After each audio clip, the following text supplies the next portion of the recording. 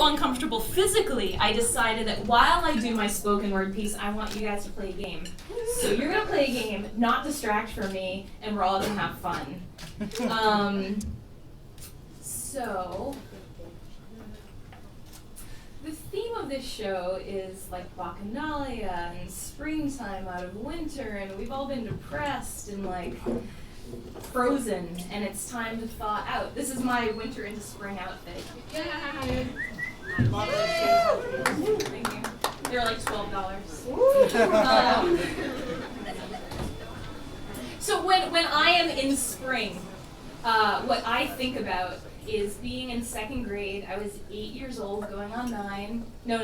I was 7 years old, going on 8. And it was like the first time in my life that I realized that like I was completely in love with the people in my life. And spring just to me is a time of thawing out. It is a time of getting turned on and just appreciating the things that are around you. So I'm going to talk a little bit about that. And I thought that it would be really inappropriate, therefore appropriate, to make you guys play a kissing game. Yay! So we're going to start over here.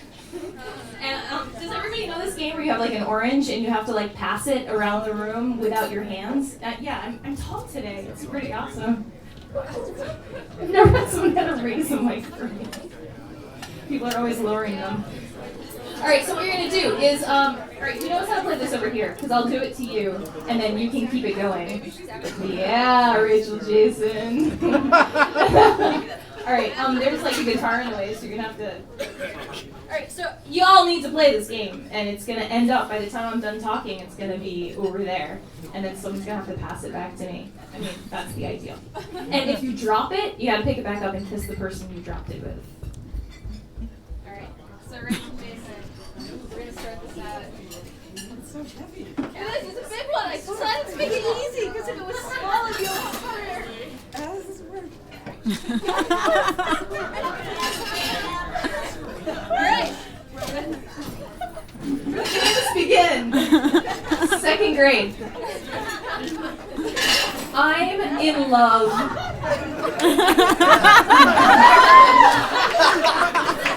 might not get through the coffee. We might just watch you guys play the game. Oh, no, there's arm action happening, yeah. Oh, you gotta, just pass it that way. We'll get it around. No, you gotta get neck to neck. Neck to neck, darling. Neck to neck. No, you have to kiss. It's easier if you're standing. All right. Hold on, we're gonna pause. All right. Okay. You can hand it to. It's better if you're standing. If you're both standing, you'll have a lot more maneuverability. So when you know it's coming to you, you gotta stand up and appropriately take your moment in the sun. Fail. Should we go to the next? Try put it on your chin, darling. All right.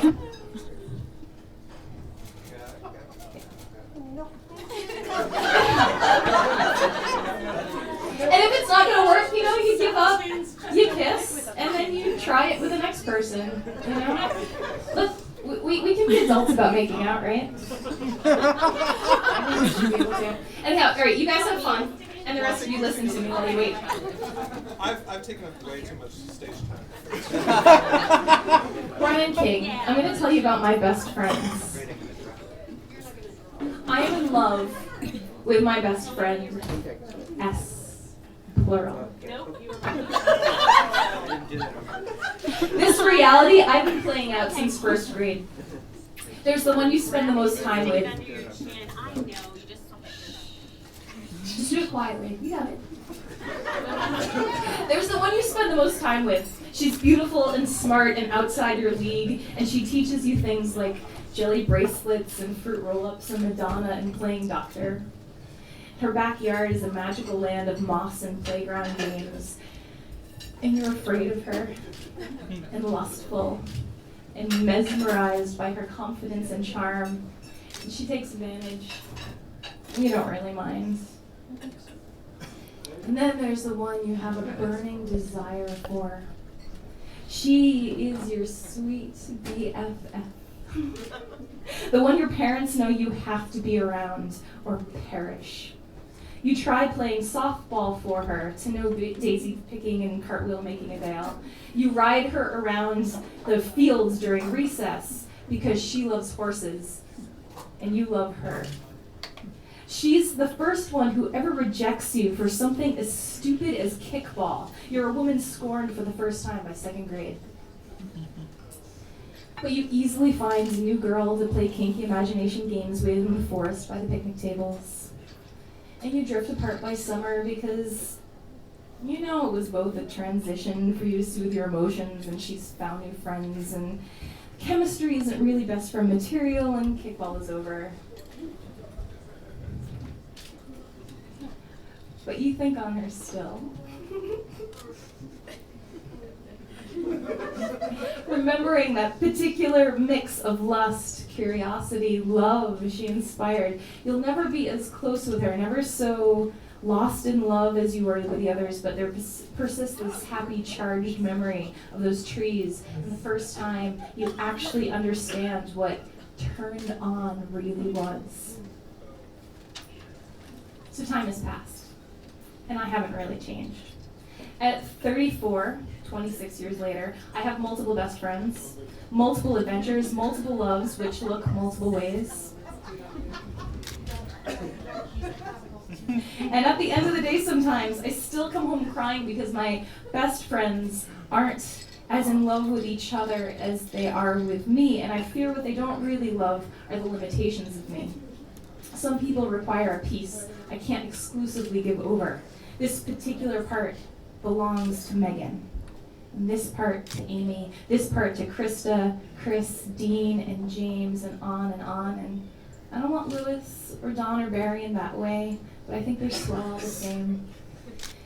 And the piece that belongs just to me is non-negotiable. I don't understand the fairy tale idea of relationship, of happily ever after with only two people in the picture. How can that sustain? How can it not get stale and crazy-making and weighted down by too much need and not enough lighthearted adventure? I get my energy from others, plural. New challenges with every visit, because new chemistry happens in every combination. I don't know how my mother consoled me then. Tears dropping every afternoon at 3 p.m. fresh off the bus with new ultimatums held in my grimy fists. Propaganda whispered to me, sometimes slander pounding in my brains to pit me against someone else I also love. I don't know how to play this game. I haven't figured out how to console myself now in adults. To me, deepest friendship is trust, love, respect, and a fair degree of chemistry. I want love and friendship unfettered by ulterior motive, pure, not leaned upon by palpably understood pressure for something more than what is actually in the room. Just simple honesty, statements of desire, appreciation and acceptance of what we have, in all of the ways that we have it, and sometimes all the ways that we don't. Just be with me in the moment. And after, move on to another moment in your life. I want to hear about it when I see you again. Maybe not all my friends tick like I do. Or the society's hold on expectations twists natural loving into something to be defined with lines that I can't draw without giving up what I have with others. I don't want synthesized lovers or friends with rules. I don't want a spouse who I have to fuck at a certain time every week, or a friend I can't when the time is right. Thank you. Amen. And I'm starting to find my tribe after all of these years.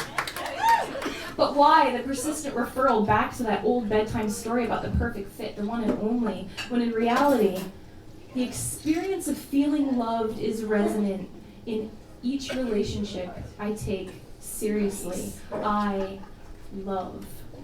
That impulse cannot be quelled. I refuse to repress the natural tide, and I promise to treat you, loved one, well. Even as you see, in some ways, I am also for another. Plural.